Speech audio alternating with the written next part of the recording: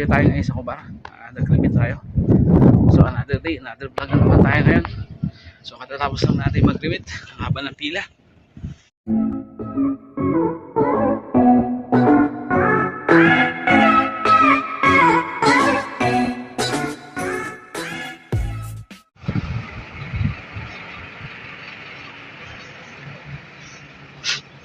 So, direct ang araw, ang init.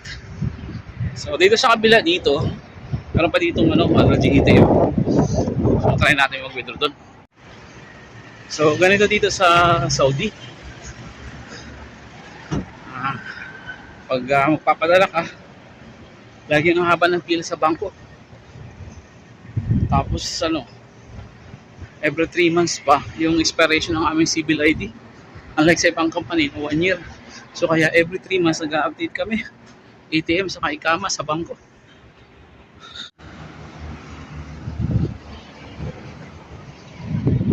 So masyado ma-hassle kung ganun. Imbis na nagpapahinga ka na lang pag Friday sa kwarto mo pag walang pasok, kailangan mo lumabas ng bayan. Okay lang sana kung malapit kami o nasa city kami. Kailangan mo mag-travel ng 2 oras kalahati para makaluwas ng mga bayan. Tapos minsan wala kang sasakyan. So ang hirap. Grabe, sarado yung bangko dito, sarado yung ATM. So ayan may already kasi dito ATM machine. Dito ako nag-withdraw dati. So hindi ko alam saan tayo mag-withdraw ngayon. Yung panggastos natin. Baka mamaya balik tayo dun sa pinakang main branch ko. Mahaba kasi ng pila dun . So try natin maka-withdraw dun mamaya.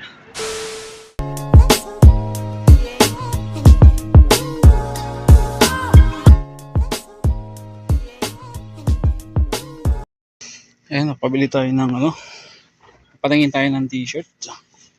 Ito, bili tayo na ito. Nagustuhan ko to.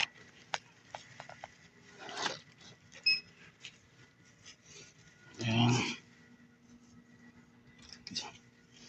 Tapos syempre, wala na tayong blue na damit.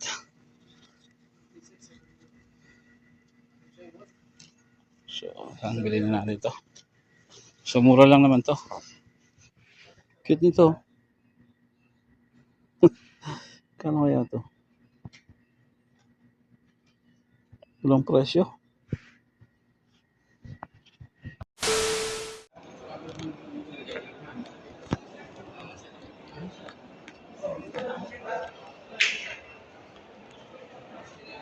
So dito na muna tayo, tambay sa Romanio Mall. Nag-ikot-ikot ako, tapos dumaan ako sa mga bangketa. Tapos doon sa may dinanan akong department store. Ayan, bumili tayo ng pantalon sa damit. So gamitin natin to pang araw-araw kasi luma na yung mga ginusuot ko. Hindi mo na kailangan masyadong magarbo tayo dito sa urot. Wala naman tayong pupormahan. So ayun, sobrang init sa labas. So pumasok ako dito sa Romanio Mall. Dito muna tatambay palipas oras hanggang sa mag-alas 3. Pero mamaya mga past 12, babalik ako dun sa bangko dahil mag-withdraw tayo ng pangalawas natin ng isang buwan. Dahil na tayo nakakasiguro kung makakabalik pa tayo ulit sa mga sunod na linggo dahil busy na naman tayo sa trabaho. Pupukan na naman sa trabaho, pati Friday, pinapapasok na kami. A few moments later. So gawin tayo ng RG Bank, nakapag-withdraw na tayo. Allowance natin sa loob ng isang buwan. So nakapag-payment na rin tayo. So nakakapagod na Friday ngayon. So buti na lang hindi ako bumaba kagabi. Kung nagkataon hindi rin ako nakapag-withdraw. Dahil yung natin, ATM at saka yung kama hindi na-update.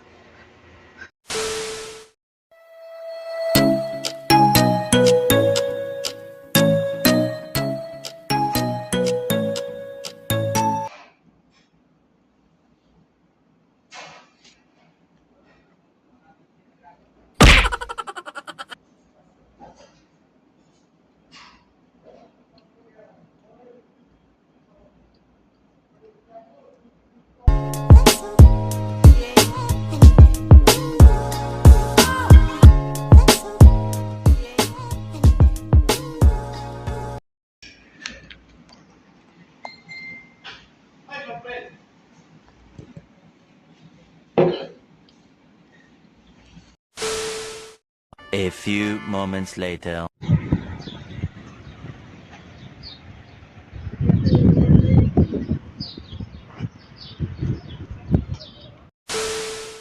So, nandito na tayo sa bus. Ang init. So, hindi talaga advisable ngayon na lumabas ng araw dito sa Middle East sa ganitong season. So, napakainit. Hindi ako nakapaglako at saka kanina hindi ako nakapag-ikot-ikot dahil sobrang init. Tumambay lang tayo sa mall.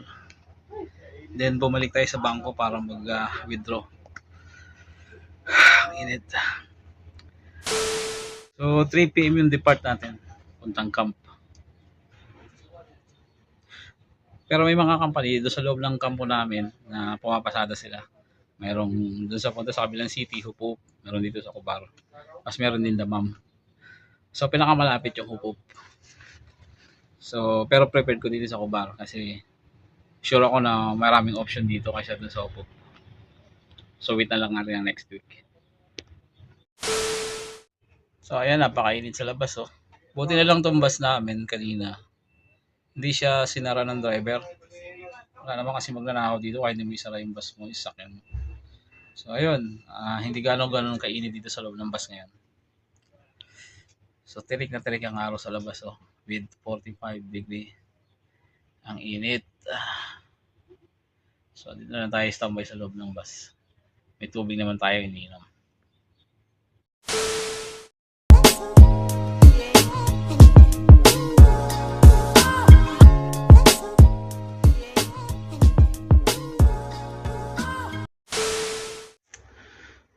So ayun, nakarating na tayo dito sa kampo. Safe tayo nakarating. Almost 2 hours lang yung travel natin kasi medyo mabilis yung takbo ng bus natin kanina dahil konti lang kami pasahero. So happy na tayo ngayon dahil nakapag-remit na tayo sa Pilipinas. So ganoon naman talaga ang purpose natin dito sa abroad para pambayad natin sa mga obligasyon natin sa Pilipinas. So happy tayo dahil nakapag-remit na rin tayo. So ang hirap dahil napakainit ngayon. Ang init sa Alcobar. So yun ang tiniis natin. Makapag-remit lang. Pero anyway, yun naman talaga ang purpose natin eh. Pagkasahod, may remit agad sa Pilipinas dahil nandun yung ating mga bayarin na naghihintay. So, at yun nga, dahil buong Friday, hindi rin tayo nakapahinga. Pagod tayo. So, thankful tayo dahil maaga tayo nakauwi. Safe na safe. So, matutulog muna tayo.